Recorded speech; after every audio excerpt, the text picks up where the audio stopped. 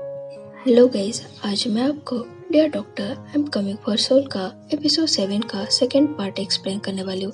ये part let upload करने के लिए सॉरी, क्योंकि मेरी एग्जाम चल रही थी, इसलिए मैं कोई भी वीडियो अपलोड नहीं कर पाई और मैं बिटवीन सीरीज को भी एक्सप्लेन करने वाली थी। पर जब तक मैं वीडियो कर पाऊँ उसके पहले से ही किसी और ने उसको एक्सप्लेन करना स्टार्ट किया है। कोई बात नहीं, मैं दूसरी सीरीज आप लोगों के साथ शेयर करूंगी। और वीडियो पसंद आता है तो वीडियो को जरूर लाइक शेयर और चैनल को सब्सक्राइब करें। तो बिना देर करे शुरू करते हैं आज के सेकेंड पार्ट को। स्टार्टिंग में हमें दिखाया जाता है प्रकाश के मॉम की तबीयत खराब होने लगती है। प्रकाश ओआर में इमरजेंसी पेशेंट की सर्जरी कर रहा होता है, पर उसका ध्यान नहीं होता है। उसे वो डेथ कार्ड याद आ रहे थे, तभी उस पेशेंट की हालत और बिगड़ जाती है। तो नर्स प्रकाश का नाम लेती है। प्रकाश होश में आता है और उसे सीपीआर देने लगता है। फिर प्रकाश के मॉम का डेथ कार्ड देख के डर जाता है और उसे बताने के लिए जा रहा था, तभी वह खेत आता है और कहता है तुम कहाँ जा रहे हो। तो फिर कहता है मैं डॉग को ढूंढने के लिए जा रहा हूँ। तो खेत कहता है तुम उस डॉग को ग्रीन रिपर का कोई भी सीक्रेट नहीं बता सकते। वो फिर कहता है पर ये उसके मॉम की बात है जो मरने वाले है, तो मुझे उसे बताने की जरूरत है। तो खेत कहता है पर तुम ऐसा कुछ नहीं कर सकते। अगर तुमने उसे बताया तो तुम्हें सीरियस पनिशमेंट मिल सकते, जिससे तुम नेक्स्ट लाइफ जन्म नहीं ले सकते। तो तुम क्या चाहते हो। तो फिर कहता है मैं कुछ भी करने के लिए तैयार हूँ, मैं बस उसे इस बारे में बताना चाहता हूँ क्योंकि उसके लिए उसकी मॉम बहुत ही इम्पोर्टेंट है, तो मैं उसे ये बात छुपा नहीं सकता। तो खेत उसे रोक कर कहता है तुम ये पनिशमेंट फेस कर सकते हो, पर मैं नहीं।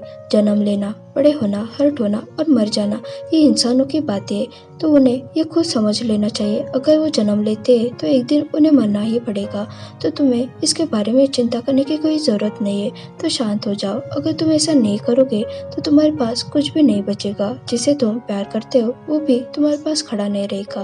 और उसके हाथ से वो काट लेता है और कहता है यहाँ तुम्हारी ड्यूटी खत्म होती है, बाकी मैं खुद हैंडल कर लूंगा। प्रकाश जिस पेशेंट की सर्जरी कर रहा था फाइनली वो ठीक होता है। तभी वहाँ एक नर्स आती है और डॉक्टर प्रकाश को उसके मॉम के बारे में बता देती है। तो प्रकाश दौड़ के मॉम को देखने के लिए चला जाता है और उसके मॉम पहले से ही मर गई थी। ये देखकर वो नर्स को कहता है प्लीज कुछ तो करो, उन्हें जिंदा करो।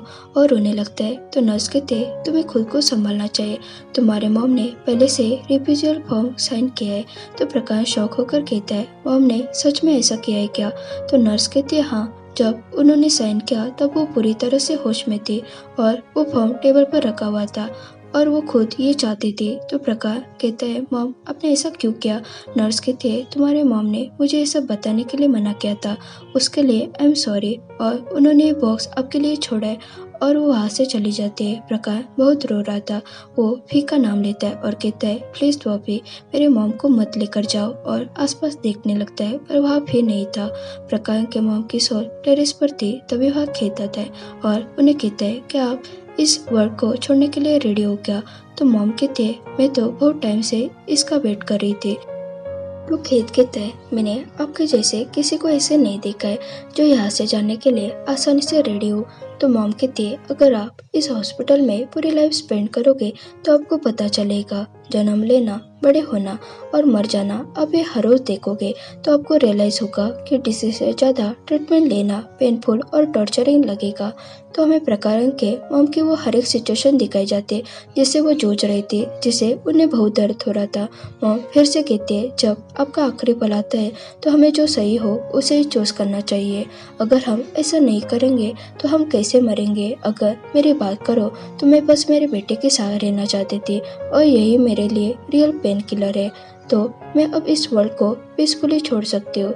तो खेत कहते हैं पर आपके बेटे को देखकर ऐसे नहीं लगता कि वो आपके जैसा ऐसे सोचेगा। तो मॉम कहते हैं मेरा बेटा स्ट्रांग है, एक दिन वो ठीक हो जाएगा। प्रकाश मॉम के बॉडी के पास खड़ा होकर रो रहा था, तो वह भी आता है और उसे सॉरी कहता है। तो प्रकाश उसे वॉल पर पुश करता है और कहते हैं तुमने मुझे क्यों नहीं बताया, मेरी मॉम मरने वाली है। तो फिर उसे फिर से सॉरी कहता है। तो प्रकाश कहता है मैं तुम्हारी अपोलॉजी सुनना नहीं चाहता, मुझे रीजन चाहिए। तो फिर उसे सॉरी कहता है और बोलता है मैं सच में तुम्हें नहीं बता पाया, प्लीज मुझे माफ कर दो। तो प्रकाश कहता है पर वो मेरी मॉम है, तो तुम मुझे उसके बारे में बता सकते थे, इसमें क्या डिफिकल्ट था। और वो रोने लगता है और कहता है मुझे लगा हम एक दूसरे को अच्छे से जानते हैं, पर मुझे पता नहीं था तुम ऐसे निकलोगे। और वो वहाँ से जाने लगता है, फिर उसे फिर से सॉरी बोलता है। प्रकाश वहाँ से चला जाता है। वो स्टाफ रूम में आता है। उसके पीछे वहाँ न जाते हैं और उसे संभालने की कोशिश करते हैं। तभी उसे टक्की का कॉल आता है। वो कहते हैं आपके पेशेंट की हालत फिर से खराब हो गई, प्लीज मुझे बताओ क्या करना चाहिए।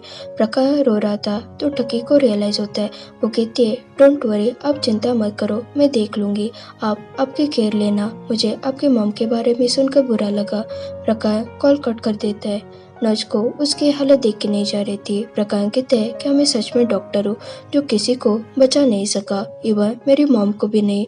तो नर्स उसे हक करती है और कहती है इसमें तुम्हारा फॉल्ट नहीं है। प्रकाश बहुत ज्यादा रोने लगता है। मेहता बाहर से उसे देख रहा था, उसे भी उसके लिए बुरा लग रहा था। प्रकाश घर में होता है और वो बहुत ज्यादा रो रहा था और उसके मॉम के फोटो को देखकर हर एक मोमेंट को याद करता है और फोटो को हक करके बहुत ज्यादा रोने लगता है। नेक्स्ट डे भी प्रकाश के घर खाना लेकर आता है और साफ सफाई करने लगता है। तभी उसकी नज़र रेजिग्नेशन लेटर पर पड़ती है। तभी वह प्रकाश आता है और कहता है तुम्हें मेरे घर में आना अलाउड नहीं है, और उसके हाथ से वो लेटर लेता है। फिर उसे सॉरी कहता है और कहता है मैं चला जाता हूँ, पर मुझे तुम्हारी फिक्र है, तुमने कल से कुछ भी नहीं खाया है। तो प्रकाश वहां से जाने लगता है। तो फिर कहता है ये कितना बुरा है कि तुम रिजाइन कर रहे हो। तो प्रकाश कहता है मुझे नहीं पता अब मैं डॉक्टर हूँ कि नहीं, क्योंकि मैं मेरी मॉम को भी बचा नहीं पाया। तो फिर कहता है तुम्हारे ड्रीम्स का क्या, जो तुम बेस्ट डॉक्टर बनना चाहते थे, जो ये हॉस्पिटल चलाने वाले थे, लोगों की केयर करने वाले थे। तो प्रकाश कहता है पर एक दिन वो मर जाएंगे, तो मुझे नहीं पता मैं क्या करूँगा। तो फिर कहता है क्या तुम मुझसे जीतना नहीं चाहते हो क्या, जिसे तुम उन्हें मरने से बचा सको।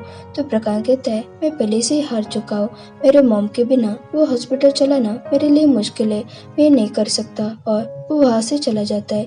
फिर को भी कुछ समझ में नहीं आ रहा था उसे कैसे समझाए। ओके गाइज, यहाँ हमारा एपिसोड 7 खत्म होता है।